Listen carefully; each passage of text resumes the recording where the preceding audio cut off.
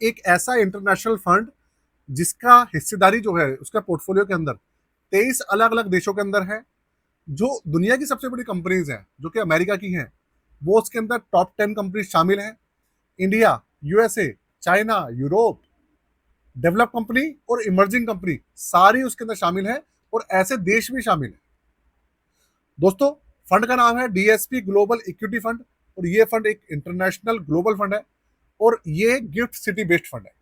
तो आप लोगों को प्रॉब्लम आती थी कि जो इंटरनेशनल फंड्स है उनके अंदर जो एसआईपी का ऑप्शन है वो सब चीजें जो है वो बंद मिलती हैं।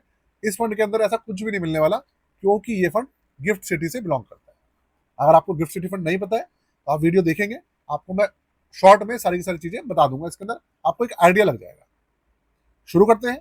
कंप्यूटर स्क्रीन पे आपको लेकर चलता हूँ। साथ में इस फंड के बारे में अगर आपका कोई भी क्वेश्चन हो तो कमेंट करके जरूर पूछेगा, और चैनल को सब्सक्राइब जरूर कर दीजिएगा, और वीडियो को लाइक कर दीजिएगा। शुरू करते हैं। कंप्यूटर स्क्रीन आपके सामने चालू हो चुकी है, और सबसे पहले आप इस फंड का नाम देखिए। इसका नाम है डीएसपी ग्लोबल इक्विटी फंड। अगर आपको डीएसपी म्यूचुअल फंड हाउस के बारे में नहीं पता तो मैं आपको बता देता हूँ। डीएसपी म्यूचुअल फंड हाउस वो म्यूचुअल फंड हाउस है जिसके साथ जियो से पहले ब्लैक रॉक का जॉइंट वेंचर चल रहा था, जो कि 2018 में डीएसपी ग्रुप ने पूरा का पूरा जो जॉइंट वेंचर था वो खरीद लिया था उनसे, और उसके बाद ब्लैक रॉक वापसी चली गई थी। अब ब्लैक रॉक जो है जियो के साथ दोबारा से जॉइंट वेंचर में शामिल हुई है। तो डीएसपी म्यूचुअल फंड हाउस की काफ़ी अच्छी स्कीम्स हैं, और इनके और भी इंटरनेशनल फंड्स हैं, और इनके फंड ज़्यादा नहीं आते हैं, लेकिन जो भी है काफ़ी अच्छी परफॉर्मेंस है उनकी, और काफ़ी बड़ा म्यूचुअल फंड हाउस है, ये छोटा नहीं है। तो आप देखिए, पहले गिफ्ट सिटी फंड के बारे में आपको बता देता हूँ कि होते क्या है। आपने दो तरीके के इंडिया के अंदर इंटरनेशनल फंड्स हैं। एक है जो नॉर्मल म्यूचुअल फंड्स हैं जो कि एएमसी लॉन्च करती है, और उनके पोर्टफोलियो के अंदर जो बाहर के स्टॉक्स होते हैं वो शामिल करती है। और एक हमारे होते हैं गिफ्ट सिटी ग्लोबल फंड्स, जो कि आपके सामने है। दोनों के अंदर अंतर यह है कि जो नॉर्मल हमारे ग्लोबल फंड्स हैं उनके अंदर भारत सरकार ने एक लिमिट लगाई हुई है $7 बिलियन की, कि पूरे देश की जो फॉरेन इन्वेस्टमेंट है अगर $7 बिलियन से ऊपर पहुंचती है तो फॉरेन इन्वेस्टमेंट जो होती है, म्यूचुअल फंड हो, भले ही स्टॉक्स हो, कुछ भी हो, वो ब्लॉक हो जाती है। बाहर की जो फॉरेन इन्वेस्टमेंट है $7 बिलियन से ज़्यादा नहीं हो सकती। यही कारण है कि आपको जो मैक्सिमम ग्लोबल फंड्स हैं, 35 ग्लोबल फंड्स हैं अभी तक हमारे इंडिया में, जो कि एमसी ने अलग अलग एमसी ने लॉन्च कर रखे हैं। उनके अंदर आपको समय समय पर एसआईपी का ऑप्शन चालू हुआ मिलता है, या फिर लमसम का ऑप्शन मिलता है, नहीं तो अक्रॉस द ईयर आपको वो मेजरली बंद मिलता है ऑप्शन। लेकिन ये जो गिफ्ट सिटी फंड्स होते हैं इनके अंदर ये जो लिमिट है ये काम नहीं करती। इनके अंदर हमेशा से सारे के सारे जो ऑप्शन होते हैं वो अवेलेबल रहते हैं। गुजरात के अंदर भारत सरकार के द्वारा हांगकांग है ना, हांगकांग के अंदर पूरा का पूरा एक फाइनेंस हब बना हुआ है। उसी की तर्ज पे यहाँ पर इंडिया ने गुजरात के अंदर जो गिफ्ट सिटी एक पूरी की पूरी आप समझ लीजिए एक पूरा इंफ्रा तैयार किया है, जिसे हम गिफ्ट सिटी कहते हैं। और वो करती क्या है, वहाँ पे फॉरेन सर्विसेज दी जाती हैं, और ये भारत सरकार के द्वारा ही पूरा मैनेज किया जाता है, कोई प्राइवेट नहीं है। आप ये मत समझिएगा कि कोई टेंशन वाली बात है, ऐसा कुछ नहीं है। उसके अंदर फाइनेंशियल सर्विसेज दी जाती है, फाइनेंशियल इन्वेस्टमेंट की जाती है गुजरात के थ्रू। किसी और वीडियो में आपको मैं इसके अंदर डिटेल में बताऊंगा। तो अब इस फंड के अंदर होगा क्या, ये पूरा का पूरा जो फॉरेन इन्वेस्टमेंट होगी वो जो गिफ्ट सिटी आईएफएससी होती है गुजरात की, उसके थ्रू होती है। अब इसके अंदर सबसे पहली बात आपको बताता हूँ, जो बेसिक करेंसी होती है वो डॉलर है इसके अंदर, इंडियन रुपीज नहीं है। वैसे नॉर्मल फंड जो होते हैं उनके अंदर बेसिक करेंसी आईएनआर होती है, इसके अंदर स्टार्ट होती है भाई डॉलर से। तो डीएसपी ग्लोबल इक्विटी फंड, ये तो मैंने आपको बता दिया फंड है क्या। इक्विटी इक्विटी बेस्ड फंड है ये, और इसका डायरेक्ट प्लान और रेगुलर प्लान दोनों प्लान है इंडिया के अंदर।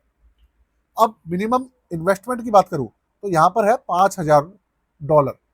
और अगर मैं अभी की बात करूं $5,000 कितने होते हैं, तो आप $5,000 को, जो भी डॉलर का प्राइस चल रहा है, 90 रुपए से ऊपर चल रहा है, अभी तो 92 रुपए के आसपास चल रहा है, उससे मल्टीप्लाई करेंगे तो आपके पास मतलब $5,000 की वैल्यू आ जाएगी। या गूगल पे जाके आप डॉलर टू आईएनआर कन्वर्टर देख लेंगे तो उसके अंदर भी $5,000 डालेंगे तो आपको एग्जैक्ट वैल्यू पता चल जाएगी। तो ये मिनिमम अमाउंट है। उसके अलावा इसका जो एनएवी चल रहा है वो है $9.198, और रिडेम्पशन एनएवी जो है वो है $9.198। सेम टू सेम है। एग्जिट रोड है इसका 1%, 24 महीने से पहले, मतलब 2 साल से पहले, उसके बाद कोई भी एग्जिट रोड नहीं है इसका। इसके अलावा एक्सपेंस रेशियो जो है इसके अंदर वो 1% तक है।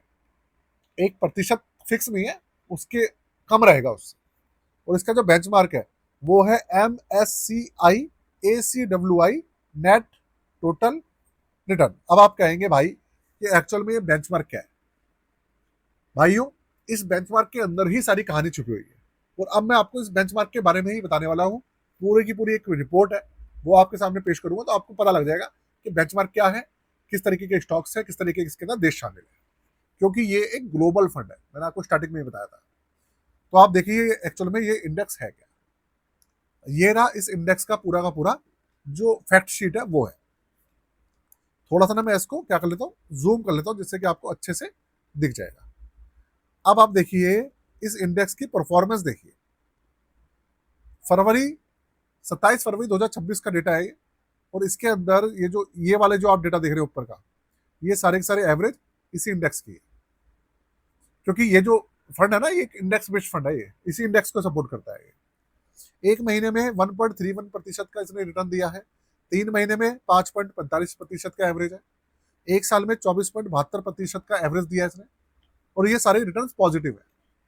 3 साल का एवरेज है 21.28%, 5 साल का है 12.23%, 10 साल का है 13.53%। ये इसके रिटर्न है, देख लिया आपने। और अगर आप देखें एनुअल परफॉर्मेंस देखें, तो देखिए एनुअल परफॉर्मेंस, ये आपके सामने रिटर्न्स लिखे हैं, ये लिखे हैं एनुअल रिटर्न, किस साल में कितने रिटर्न्स निकाल के इसने दिए हैं।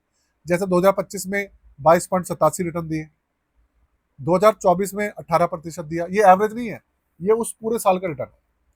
2023 में 22.81% का रिटर्न है, 2022 में 17.96% नेगेटिव है, और 2023 में 22.81 है।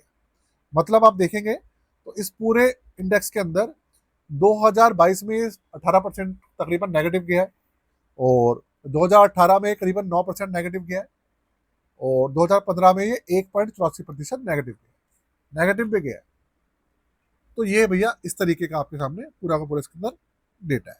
अब आप देखें इसके अंदर जो मैंने आपको बताया, इसके अंदर 23 देश शामिल है, USA, Europe, Germany, Bharat, China, सारे देश हैं इसके अंदर। और इसके अंदर जो टॉप 10 स्टॉक्स हैं वो कौन से हैं, ये आपके सामने Nvidia, Apple, Microsoft, Amazon, Alphabet, Taiwan semiconductor, Alphabet C, Broadcom, Meta और टेस्ला, ये इसके टॉप 10 स्टॉक्स हैं। इसके अलावा आप पूरी की पूरी देखिए, ये कंट्री वेटेज है कि किस कंट्री की भैया कितनी वेटेज है। यूनाइटेड स्टेट की सबसे ज़्यादा वेटेज है इसके अंदर 61.63%, जापान की 5.39, यूनाइटेड किंगडम की 3.46, कनाडा की 3.13, चाइना की 2.87 और अदर्स की 23.52%। अब ये जो अदर्स है ना 23.52%, इसके अंदर बाकी सारे देश शामिल है जो बच्चे हैं, टोटल इसके अंदर 23 देश है। और अगर आप सेक्टर वाइज देखेंगे तो सबसे बड़ा सेक्टर इसका आईटी है 26%, फाइनेंशियल सेक्टर है करीबन 16.93%, इंडस्ट्रियल सेक्टर है 11.72%, कंज्यूमर डिस्क्रिप्शनरी की है करीबन 9.55%, हेल्थ केयर 9%, जो कम्युनिकेशन सेक्टर है वो है 8.43%, कंज्यूमर स्टेपल्स है 5.52%, मटेरियल 4.23%, एनर्जी 3.93% और यूटिलिटी है 2.75%। अच्छा, आप एक चीज देखिएगा, एनर्जी सेक्टर 3.93% है, और अभी के समय में एनर्जी सेक्टर के अंदर क्राइसिस आ रखा है, तो उसका इम्पैक्ट आपको इस फंड के अंदर स्टॉक्स के अंदर नहीं दिखेगा। डायरेक्ट फर्क तो नहीं दिखेगा, इनडायरेक्ट तरीके से दिख सकता है, क्योंकि गिरावट तो थोड़ी बहुत आती है, ये सब चीजें। तो आपने इस फंड को भी देखा, इसका इंडेक्स देखा, किस तरीके का फंड है, क्या है, वो मैंने आपको बताया है। तो भाई सबसे पहली बात, चैनल को सब्सक्राइब करना तो बनता है। मैंने आपको इसका पूरा पोर्टफोलियो में समझाया है। और एक चीज आपको बता दूं कि इस कंडीशन में जैसे अभी चल रही है, अभी मार्केट काफी सस्ती है, और हर फंड के जो स्टॉक्स हैं, एनएवी में जो चल रहा है म्यूचुअल फंड का, वो सस्ता चल रहा है। ऐसे में अगर आप अपना पोर्टफोलियो बनवाना चाहते हैं तो आप बनवा सकते हैं, हमसे बनवा सकते हैं, खुद भी बना सकते हैं, आपकी अपनी मर्जी है। आप रिव्यू करा सकते हैं, रीबैलेंस करवा सकते हैं। चार्जेस है 999 क्रिएशन के भी, रिव्यू के भी। डिस्क्रिप्शन के अंदर व्हाट्सअप नंबर वगैरह मेंशन है, सारी डिटेल्स लिखी हुई है, आप जाकर देख सकते हैं। और बाकी इस फंड के बारे में कोई भी अदर इन्फॉर्मेशन छूट गई हो जो आप पूछना चाहते हो, या गिफ्ट सिटी से रिलेटेड कोई भी क्वेश्चन पूछना चाहते हो, तो आप मुझे बताइएगा, मैं आपको उसका आंसर जरूर दूंगा। आज के लिए जय हिंद, वंदे मातरम।